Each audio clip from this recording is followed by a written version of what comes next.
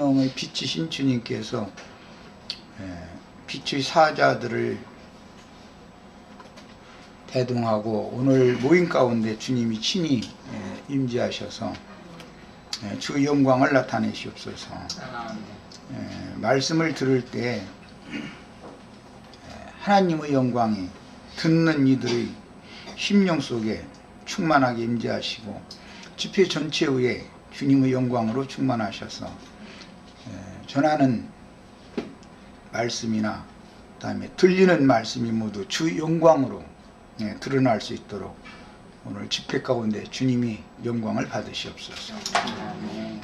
아멘. 아멘. 야, 오늘 나눌 말씀은 계시록 1장 7절 한 절 말씀을 읽고 이 말씀을 중심으로 해서 말씀을 나누겠습니다. 야, 성경은 계시록 1장 7절을 한 절 아주 또박또박 이건 이제 암송을 다 하실 수 있을 만큼 읽으셔야 되겠어요. 자, 읽습니다. 볼지어다 그가 구름을 타고 오시리라. 각 사람의 눈이 그를 보겠고 그를 찌른 자들도 볼 것이요 땅에 있는 모든 족속이 그로 말미암아 애곡하리니 그러하리라. 아멘. 아멘. 한 절 말씀 속에 그가 그를 또 그를 그로처럼 그라고 하는 유일한 그 한 분 조물주 하나님 그분에게만 칭호하는 용어가 지금 계속해서 반복되었습니다. 그가라는 것은 예수 그리스도를 말한 것이고 그분만이 유일한 조물주 참 하나님이다 라는 걸 지금 이제 강조하는 내용이고 그런데 그분이 구름을 타고 오시리라 이렇게 해서 참 굉장히 어려운 한 절이지만 굉장히 어려운 부분에 지금 우리가 왔습니다. 뭐 꼭 그렇게 어렵게 생각하지 않아도 되지만 하도 기성교계에서 이런 진리를 이제 혼잡시켜 놨기 때문에 이게 말씀이 어려워진 거죠, 사실은. 그러면 그라는 것은 뭐 누구나 다 아는 것처럼 유일하신 조물주 참신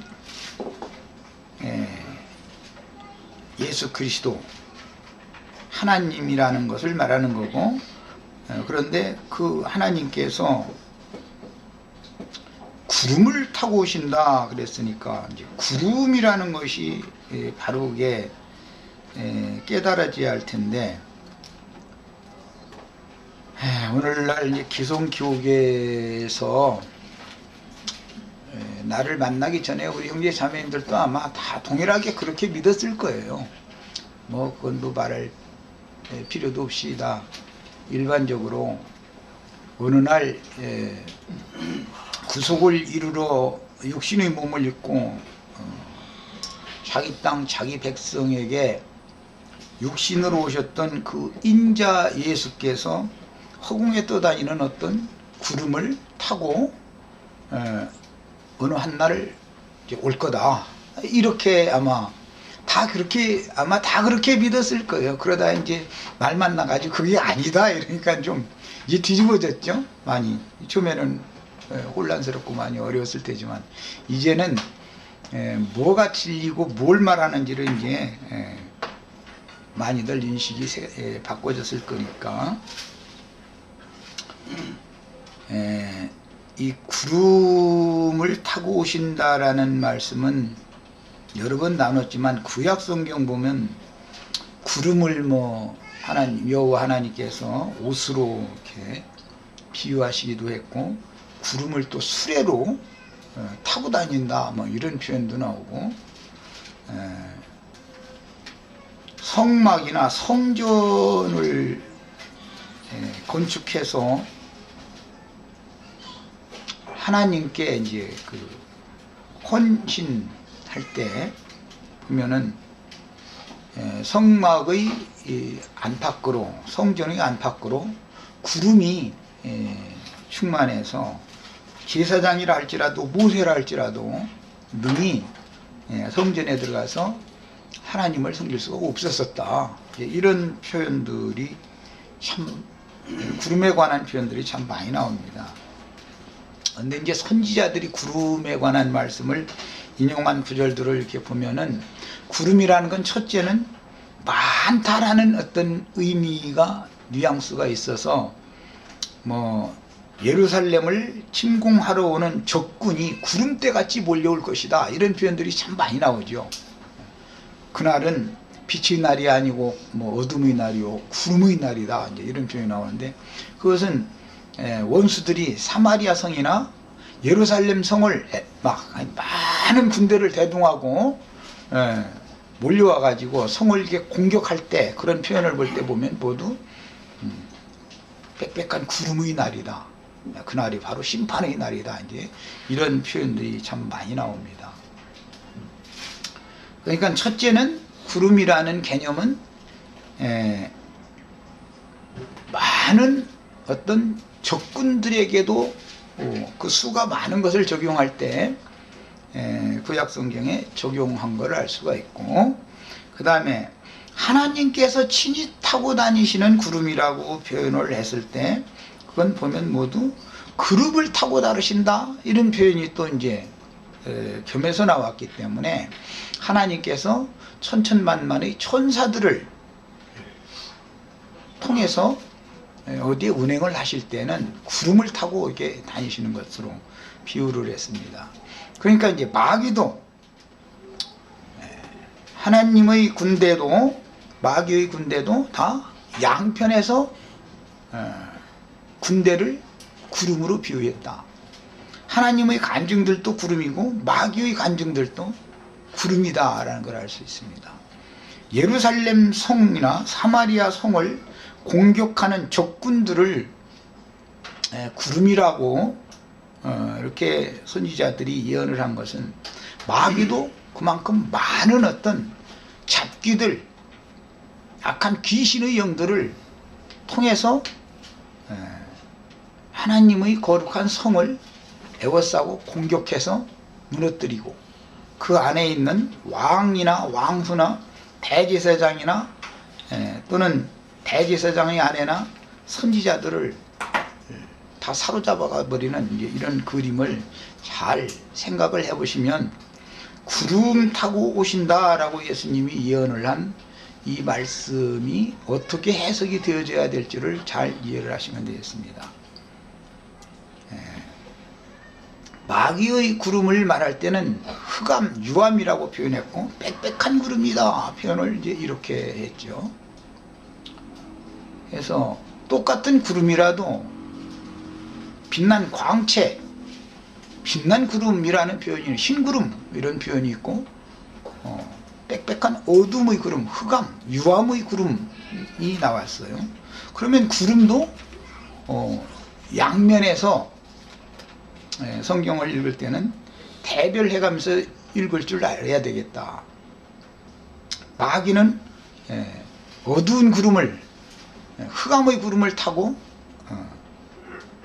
운행을 하고, 하나님은 빛난 구름을 타고 이제 운행을 하고, 이렇게 이제 대별을 해서 우리가 생각을 해볼 수가 있습니다.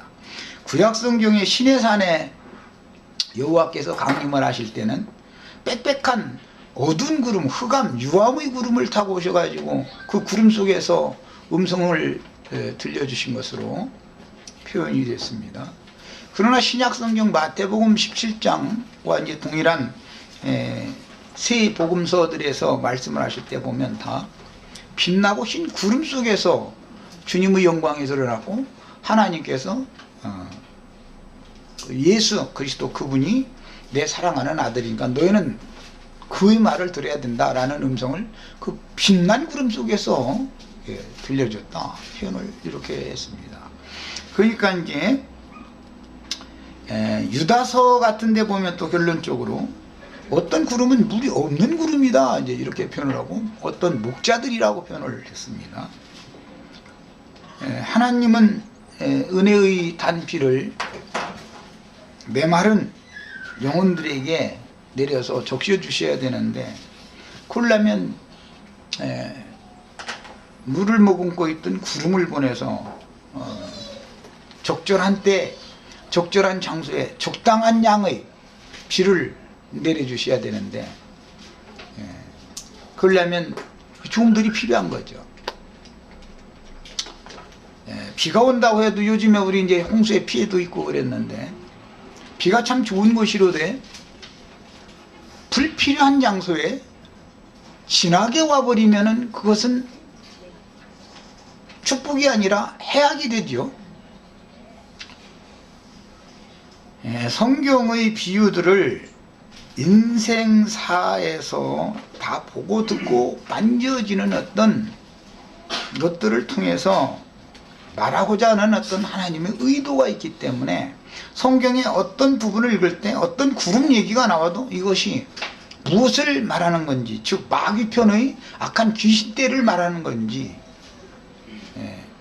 주님 편에 있는 빛의 사자들을 말하는 건지, 이런 것을 대별해 가면서 읽을 줄 아셔야 됩니다. 성경이라는 건 구름이라고 그러면 다 죄 증인들만을 말한 것이 아닙니다. 성경 읽을 때는 기본적으로 이런 것을 명확하게 해석할 줄을 아는 게 필요한 거예요. 그래서 어중쩡하게 해석을 하면 안 되죠. 성경을 좀 찾아보도록 하겠습니다. 마태복음 우선 16장 27절 읽겠습니다. 27절 28절 읽겠습니다. 마태복음 16장에서 읽습니다. 자, 같이 읽습니다. 인자가 아버지의 영광으로, 영광이라는 것은 빛이라는 말이, 빛, 하나님의 표현, 나타남. 그러니 하나님은 빛이죠. 예수님이 하나님을 반사하는 빛으로 하나님을 나타내는, 하나님의 영광을 표현하는 빛으로 온다, 그런 표현이에요.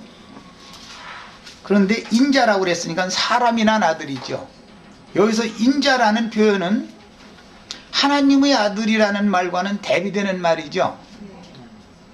인자는 누가 난 거예요? 예, 마리아가 낳았죠. 그런데 마리아가 요셉을 알기 전에 잉태해서 낳았죠. 이런 거 보고 이제 과학자는 처녀생식이라고 그러죠. 과학적인 용어로는 처녀생식. 이미 처녀생식이라는 것이 창세기 3장 15절 그 말씀을 이사야 7장 14절에서 예언을 해놨죠. 임마누엘을 너에게 줄 건데 처녀가 잉태하여 아들을 낳는다. 하나님이 사람과 함께 하려면 처녀를 통해서 내가 너희와 함께 하겠다, 그 말이잖아요. 하나님이 그 임마누엘 하나님이라고 그러잖아요. 그 예언이 이사야서 7장 14절에 이미 예언이 돼 있었잖아요. 그 예언을 이루신 사람이신 예수가 인자단 말이야. 그런데 그 사람 속에는 영이 있죠. 인자 예수라는 그 영은 성령으로 잉태되었다, 이렇게 됐죠. 사람의 영을 유전받은 것이 아니라 하나님은 성령이시잖아요. 하나님은 원래 육체가 아니라 영이잖아요. 하나님의 영은 거룩함의 영이다, 그러니까 성령이단 말이야. 다른 많은 영들이 있지만 귀신들도 영이고 뭐 마귀들도 영이고 나 천사들도 다 영들인데 그런 많은 영들보다 거룩하게 분별되는 영은 하나님의 영이다, 이 말이야. 하나님의 성령으로 예수의 영이 잉태됐단 말이에요. 그런데 예수의 몸은 하나님은 영이 아니니까 예수의 몸은 믿고 사람으로 오려면 사람의 태를 빌려야 되죠. 그래서 마리아라고 하는 처녀의 태를 통해서 처녀 생식을 한 거예요. 과학적으로는 이것을 누구도 증명할 수 없죠. 과학적으로 어떻게 처녀가 아들 낳는 얘기를 무슨 재주로 증명을 합니까? 하나님의 말씀이 응한 것이다 라고 우리는 믿음으로 받아들이는 거죠. 믿음으로. 이게 믿음이에요. 이제 예수라는 사람은 예수님의 혼을 말하는 건데, 예수라는 사람 속에는 영이 있어요. 그 영은 거듭날 필요가 없는 거룩함의 영이단 말이에요. 근본적으로 씨가 말이야. 근본적으로 생명의 근원은, 예수의 영은 우리 인간들의 영처럼 죽은 영이 아니기 때문에 거듭날 필요가 없는 영이죠. 근본적인 거룩한 영이죠. 그 종자 자체가. 그리고 예수님의 몸은 처녀의 몸을 빌린 몸이기 때문에 처녀성을 갖고 있는 것이지 더럽혀져 있는 몸이 아니죠. 뭔가에게. 예수라는 분은 영과 혼과 몸으로 되어 있지만 그분의 생명의 원천인 영이 하나님의 성령으로 잉태되어졌고, 예수라는 사람, 즉 이제 혼은 그 영으로 말미암아 원래가 길림받고 다스림당하고 연단되어져서 위에 계신 신의 온전하심과 같은 그런 인격이다 이 말이야. 혼이라는 건 인격이니까. 그런데 그 인격은 만들어졌죠. 영은 원래 성령으로 잉태되었지만 예수님의 혼은 만들어지잖아요. 그런데 히브리서에 보면 그분이 하나님의 아들이시지만 육체에 계실 동안에는 많은 연단을 통해서 고난을 받음으로 순종을 배워가지고 온전케 되셨다 그랬어요. 인자 예수라는 분도 원래 태어났을 때는 온전한 혼이 아니다 이 말이죠. 온전케 되는 과정이 필요하다는 거잖아요. 영이야 하나님의 신으로 이미 잉태됐으니까 예수의 영은 아무 문제가 없는 신 자체지만, 신을 표현하고 나타내려면 구약성경의 그 여호와 하나님의 말씀은 신성만 있을 뿐 아니라 그분은 과와 과부를 불쌍히 여기고 가난한 자들, 나그네들 불쌍히 여기고 하는 그런 말씀으로만 계신 분이지만 인격 있는 분이잖아요, 신은. 그런데 그 신의 인격은 예수라는 한 사람의 영만을 가지고서는 표현이 안 된단 말이에요. 신성만 표현해서는 아니 되는 거다 말이야. 신성이라는 것은 거룩함과 의로움, 이제 이것을 강조하는 건데, 사람이 거룩하고 의로움만 강조하는 것은 구약의 율법이죠. 그래서 온전케 되는 과정을 거쳐서 그 혼까지도 신의 경지, 아버지의 어떠하심과 같이 만들어지면 예수님의 영혼은 이제 부활로 말미암아 모든 죽은 자들의 영을 살릴 수 있을 뿐 아니라 모든 사람들의 혼, 인격도 하늘에 계신 아버지의 온전하심과 같이 온전케 만들 수 있는 성분이 거기에 다 포함이 되어 있는 거죠. 그래서 구약 성경의 하나님은 감람류로 상징을 하고 거룩함의 영이라고 그래요. 거룩한 영이다. 하나님은 영이니까 다른 모든 귀신들이나 천사들하고는 분별되어지는 거룩한 영이다 이 말이에요. 그래서 성령이다 그래요. 그런데 그 성령으로 잉태된 예수의 영만 가지고는 하나님을 온전히 표현할 수 없다 이거예요. 예수님의 영은 한 방면에서는 거룩하고 의로우신 영이기 때문에 불의와 불법과 이런 것들을 냉철하게 드러내 가지고 엄격하게 심판하고 하는 그런 영이지만, 한 방면에서는 우리 같은 죄인들을 또 불쌍히 여기시고 받아주셔야 되는 인성이, 그분의 혼이 거기에 첨가되어져야 됐다 그 말이에요. 그러려면 타고난 사람이라고 하는 것은 근본적으로 온전한 사람이 없다라는 것을 보여준 거예요. 예수라 할지라도 말이에요. 그래서 많은 고난으로 말미암아 순종을 배워서 온전케 되었은즉 그런 거예요. 그럼 사람들이 아니 어떻게 신이 온전케 되는 과정이 필요하냐 이제 이렇게 그건 잘못 알아서 그러는 거예요. 신이라는 건 성령으로 잉태된 건 영이 잉태됐다라는 걸 말하는 것이고, 예수님 자신의 사람으로서 인자로서의 그 인격은 자라면서 하나님에 의하여 다스려지고 훈련되어져서 온전케 되는 과정이 필요한 거다 그 말이에요. 그래서 누가복음 2장 52절에 예수는 지혜와 키가 자라가며 이렇게 했습니다. 그랬어요. 육신이 몸만 자라는 게 아니죠. 그분 속 부분도 자꾸 자라는 거예요. 그래서 예수 그리스도가 구속을 이루시고 나서 최후로 모든 죽은 자들을 살리는 영이 될 때는 단순한 성령이 아닙니다.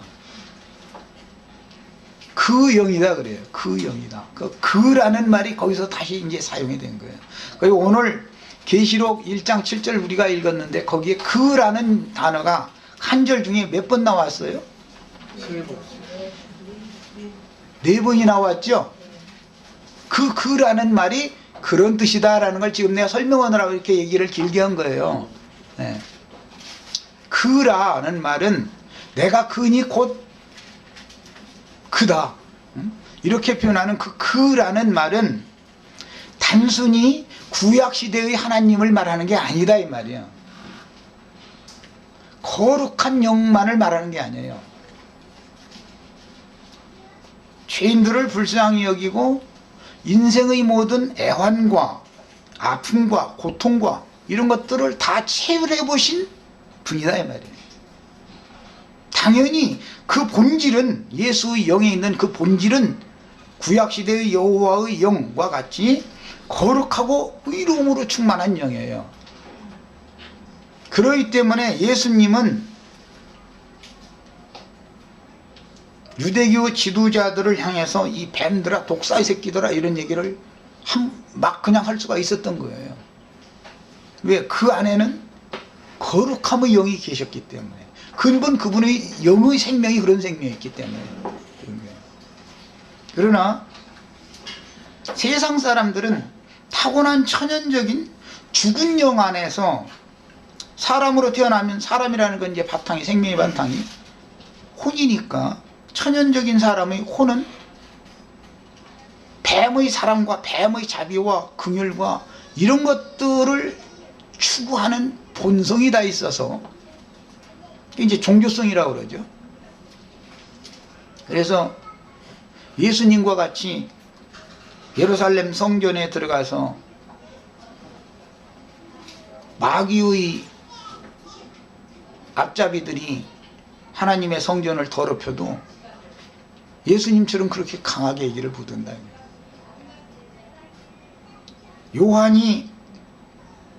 요한이라는 사람으로 왔지만, 그러니까 요한이라는 사람의 혼만 가지고 온 것이 아니라 엘리야의 영과 능력을 그가 부여받아 가지고 왔기 때문에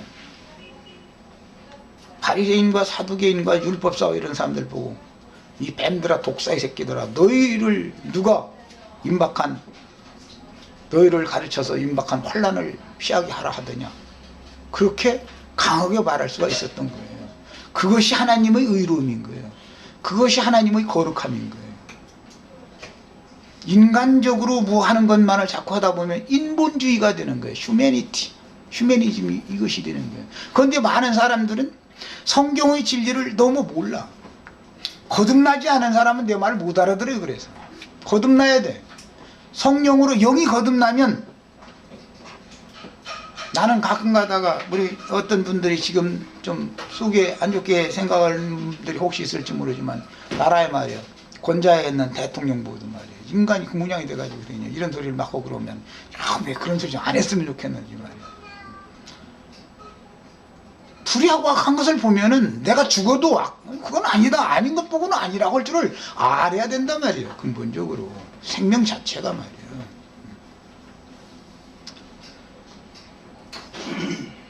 그런 영을 갖고 있는 사람이 그 영에 의하여 연단받아지고 그 영에 의하여 훈련되어지면 그 사람의 인격이, 즉 그 사람의 영혼이 온전케 되어졌다, 이렇게 말하는 거예요. 온전케 된 사람이라는 게 뭔지 알아요. 부처님 가운데 토막되는 것을 말하는 건 아니다라는 걸 내가 계속 얘기를 했어요. 그게 아니다. 이미 죽어있던 영이, 일단은 영이 먼저 살아나야 그 영으로 임하시는 하나님의 생명력이, 즉 공급되어지는 성령과 사람의 영이 연합해서 신과의 교통이 회복되어져야 인간의 마음이라고 하는 그 혼 생명이 위로부터 오는 생명의 공급을 통해서 인간다운 것이라는 것과 하나님다운 것이라는 것이 분별이 온다 이거예요. 육적인 사람이 혼적인 사람 되는 것은, 육이라는 것은 모든 사람은 혈육에 이미 있기 때문에 혼적인 사람으로서 뭘 연마하고 단련시키고 뭐 훈련하고 이렇게 해가지고 사람을 개선시키려고 하는 것이 종교다 이거예요. 종교. 그 나는 처음부터 거듭나야 된다, 다시 창조돼야 된다 이거예요. 생명의 근원이 말이에요. 그 살리심을 받은 영에 신의 생명력이 공급되어져 가지고 그 신의 생명력을 자신의 마음에 반사해서 자신의 마음속에 있는 모든 어둠과 사망에 속한 것들을 싹 몰아내버리고 신의 어떠하심을 완전하게 인격으로 표현하신 예수님의 혼이, 그 안에 충만하신 인격이 나의 혼의 인격으로 화해돼야 된다 이거예요. 그래서 구원을 받은 사람이나 구원을 이루어가는 거다, 이런 얘기를 내가 계속해서 말씀을 드렸어요. 계시록에 나오는 그라는 용어는 단순히 구약 성경의 여호와의 영을 말하는 것이 아닙니다. 인자를 거쳐서 온전케 신의 온전함에 이른 혼이 곁들여진 영혼이다 이거예요. 이런 경우를 구약 성경에서는 성소와 지성소를 둘째 휘장이라고 하는 것이 나누죠. 여호와는 구약 성경에는 지성소 안에만 계셔요. 그러나 주님의 구속이 이루어져서 온전케 된 사람은 성소와 지성소가 하나가 되는 거죠. 중간에 있던 휘장이 제거됐기 때문에 말이야. 이 사람이 그리스도의 사람이다. 자, 이제 이 기본적인 말씀을 이해를 하시고 나서 마태복음 17장 27절을 다시 읽어봅니다. 28절까지 16장 27절 28절 다시 읽어봅니다. 인자가 아버지의 영광으로 그 천사들과 함께 오리니 그때에 각 사람이 행한 대로 갚으리라. 진실로 너희에게 이르노니 여기 서 있는 사람 중에 죽기 전에 인자가 그 왕권을 가지고 오는 것을 볼 자들도 있느니라. 인자가 그 왕권을 가지고 오는 것을 볼 자들이라는 건 17장 이후에 나오는 세 사람이에요. 베드로, 야고보, 요한입니다. 그러면 인자가 아버지의 영광으로 그 천사들과 함께 오리니 그랬는데, 천사들은 모세와 엘리야가 대표죠. 여기서는 그 천사들과 그랬는데 이게 구름이단 말이에요. 구름. 모세와 엘리야예요. 그때 진실로 너희에게 이르노니 여기 서 있는 사람 중에 라는 것은 베드로와 야고보와 요한 세 사람을 말한 거예요. 죽기 전에 인자가 그 왕권을 가지고 오는 것을 볼 자들도 있다 그랬는데, 아버지의 영광으로 오는 것은 그 나라의 왕권을 가지고 오는 거죠. 인자가 아버지의 영광으로 온다 그랬는데 그거는 주님 나라의 왕권을 가지고 오는 거죠. 오늘 우리들도 이게 이제 보여야 되겠어요. 이것은 이상에 속한 문제예요. 그래야 주님이 오시기 때문에 그러는 거예요. 오시기 때문에. 강림이라는 것은 충만한 임재를 말하는 거예요. 파루시아라는 이 헬라어 용어는 오늘 우리 형제 자매님들 말씀을 듣는 이 순간에 주님이 이제 이따 읽을 거지만 이렇게 오시는데 어떻게 온다 했냐면 나팔소리와 함께 천사들을 보낼 텐데 그 나팔소리와 함께 온다 그랬어요. 그러면 소리를 듣고 분별을 해야 주님이 오실 거 아니야. 이렇게 오신다고 그랬는데 영광의 하나님이 오신다고 그랬는데 그 나라를 가지고 오신다고 그랬는데 제자들이 다 본 게 아니고 베드로와 야고보와 요한만 봤어요. 12제자가 있었는데도. 우리 형제 자매님들도 제자된 거 거듭난 것만 자랑하지 말고 베드로와 야고보와 요한처럼 앞으로 주님의 이 사실이 마음 눈이 열려서 보여져야 계시가 깨달아져야 말하자면 그래야 증인들이 될 수 있다 이게요. 이 세 사람처럼 증인들이 부활의 증인이 될 수 있다 이 말이에요. 거룩한 성이 위에서 내려온다고 그랬어요. 하늘의 하나님께로부터. 계시록에는 최종적으로 그랬는데 거룩한 성이 내려온다고 그러면은 무슨 옛날에는 안전한 보호처라는 것이 성이었기 때문에 적군의 침공을 막을 수 있는 성이었기 때문에 그 상징입니다. 그 성이라는 것은 실제로는 예수님의 몸인 교회예요. 주님의 교회는 음부의 권세가 해할 수 없어요. 거룩한 성은 음부의 권세가 절대 넘거나 구약시대의 성은 구름대 같은 원수의 군대들이 몰려와서 성벽을 기어올르고 창문을 더듬어서 구멍을 내고 그래가지고 성을 뚫고 성을 정복할 수 있었지만 주님께서 세우신 주님의 몸된 교회는 음부의 권세가 절대로 해할 수 없는 거예요. 거기는 끝도 없어요. 그래서 그걸 시온산성이라 그래요. 견고한 요새다. 우리 형제 자매님들이 영원히 세상의 어떤 잡귀들이 와서 아무리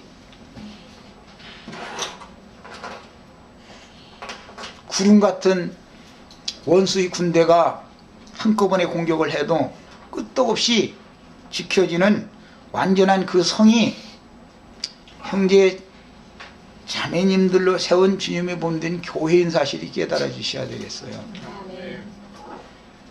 주님 자신은 육체는 무너뜨릴 수 있었지만 신령체인 교회는 그 무엇도 흔들거나 무너뜨릴 수 없는 거예요. 이게 거룩한 성이라는 거예요. 그래서 주님의 교회는 거룩하고 흠이 없는 영광스러운 교회다 그랬어요. 거룩한 성이 하나님의 영광으로 충만해요. 그 안에는 거룩한 성 자체가 신전이기 때문에 성전을 별도로 볼 수가 없었는데 어린 양이 바로 그분 자신이 그냥 신전이더라 그랬어요.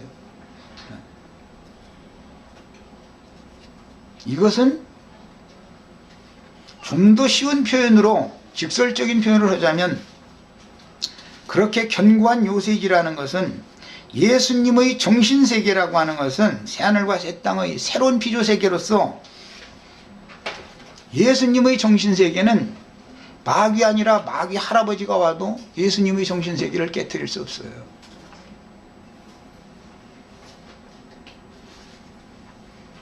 그래서 예수님은 그만큼 강하고 견고한 성이었기 때문에 예수님을 대적하던 유대교 지도자들이 바리새인, 율법사, 서기관, 헤롯 땅 다 와서 부딪혀봤지만 교회가 깨졌지 예수님은 끄떡도 안 했어요.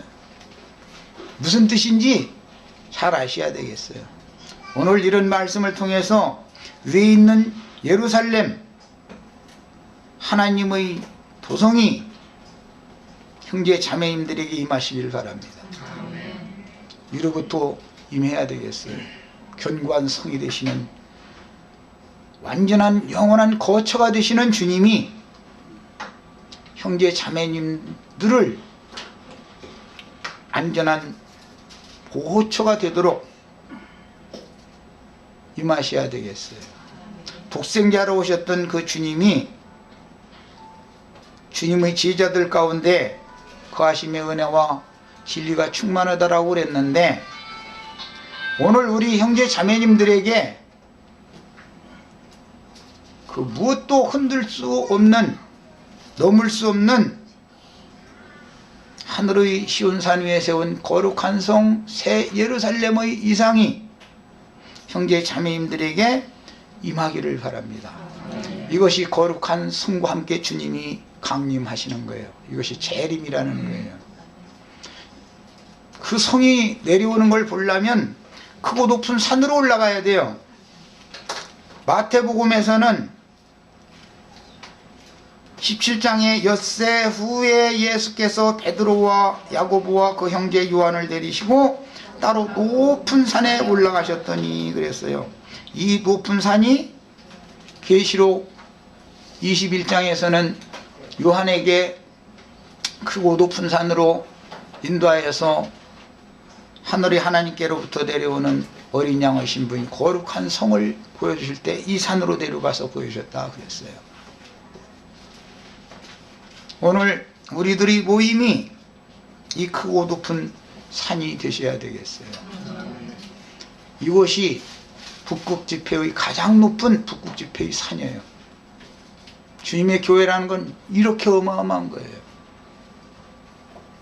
오늘 어떤 곳에 수만 명 모여가지고 난리법석을 부리겠지만 하나님이 보시기에는 그건 전부 다 반드시 무너질 산이다. 주님의 신전이 세워지는 산은 그 무엇도, 이 시온산은 무엇도 흔들 수 없어요. 견고한 요새예요. 이번에는 마태복음 24장 29절로 31절을 보겠습니다.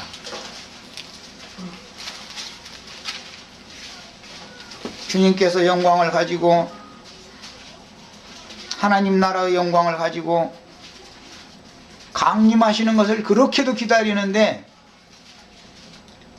오늘 나에게 이 일이 이루어지지 않으면 어느 날 몇 월 며칠 날 그 일이 이루어진다고는 전부 거짓말인 거예요. 그런 일은 있을 수가 없는 거예요.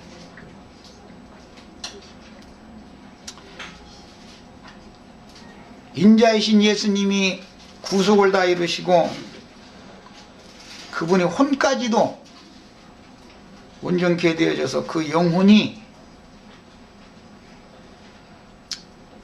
살려주는 영이 되었을 때는 단순한 성령이라고 하지 않고 그 영이라고 그런다라는 걸 말씀드렸고, 이미 구속은 이루어졌기 때문에 다시 오실 주님은, 원래 하나님은 영으로서 영광을 가지고 있었기 때문에 요한복음 17장에 보면 창세전에 아버지와 함께 가졌던 그 영광을 내가 받을 때가 됐다고 그랬어요. 십자가에 죽고 장사됐다가 부활 승천하시는 것을 예언하는 말인 거예요. 다시 영이 된다 이 말이에요. 원래의 영광의 빛이 올라간다 이 말이에요. 그런데 그 영은 구약시대에 나타난 거룩한 영인 여호와의 영보다 더 완전한 영이다 이 말이에요. 그래서 예수 그리스도 그분을, 그리스도의 그 영을 참 하나님이다 그러는 거예요. 그래서 여호와가 참 하나님이라는 말이 성경에 있어요? 그렇게 돼 있지 않아요. 예수 그리스도, 그 하나님의 아들인 예수 그리스도가 참 하나님이다 이렇게 표현하고 있어요. 오늘 그분께서 형제 자매님들의 심령과 마음에 충만하게 임하시기를 바랍니다. 하나님은 늘 지금 다시 오실 때는 또 피를 흘리러 올 필요가 없기 때문에 말씀으로 오시는 것이다 이게. 천사들이 다 발소리 함께 오는 거다. 영으로 오시는 거다 말이에요. 영으로. 그러면 새 제자들이 본 영광을 우리도 봐야 되고, 높은 산으로 이끌어가서 보여주신 그 영광을, 거룩한 성 예루살렘 어린 양의 신부의 영광을 우리도 봐야 된다 이 말이에요. 같이. 그래야 오는 거다 말이에요. 나에게 오지도 않는데 내가 어떻게 와?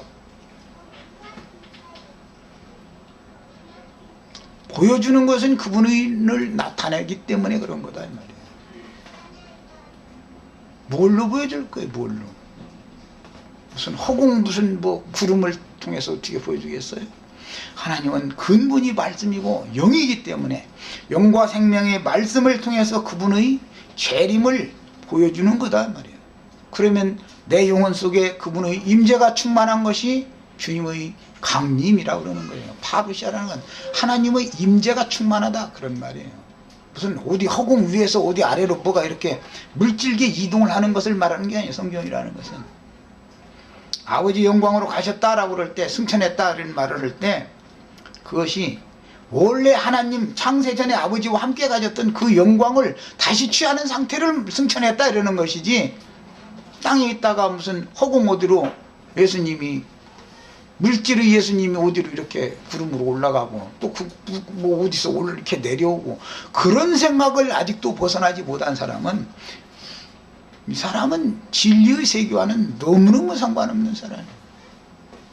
아담의 정신세계를 벗어나서 완전한 새 세계인 예수 그리스도의 정신세계로 완성되는 것이 주님의 재림이다. 그러니까 당연히 주님의 재림이라는 것은 오늘 말씀에 그가 오신다 이렇게 4번이나 됐는데, 이것은 육신으로 오셨던 예수가 허공 어디에서 온다라는 말이 절대 아니다. 예수님이 또 와서 또 피를, 예수가 흘린 피가 무엇이 부족해서, 무엇이 문제가 있어서 피를 흘리러 또 와야 되겠습니까?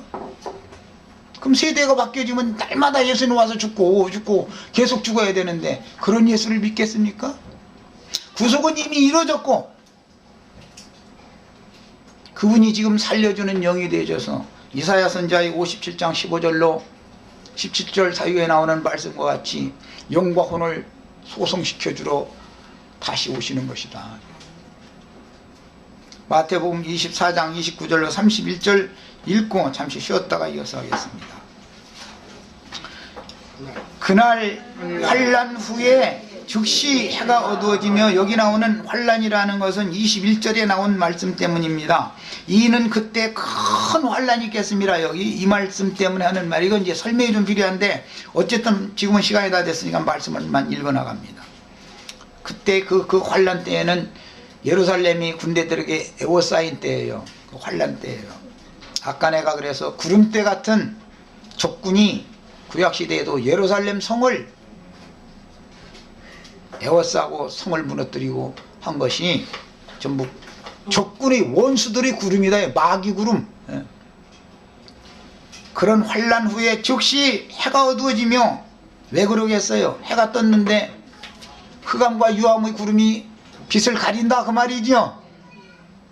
달이 빛을 내지 아니하며 별들이 하늘에서 떨어지며 하늘의 권능들이 흔들리리라.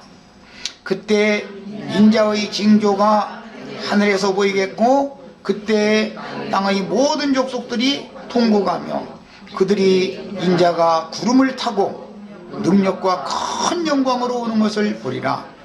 그가 큰 나팔소리와 함께 천사들을 보내리니 그들이 그의 택하신 자들을 하늘 이 끝에서 저 끝까지 사방에서 모으리라 그랬습니다. 나팔 부는 천사들을 통해서 추수하러 오실 때 구름 타고 온다고 그랬어요. 자, 잠깐 쉬었다가 말씀을 더 이어나가도록 하겠습니다.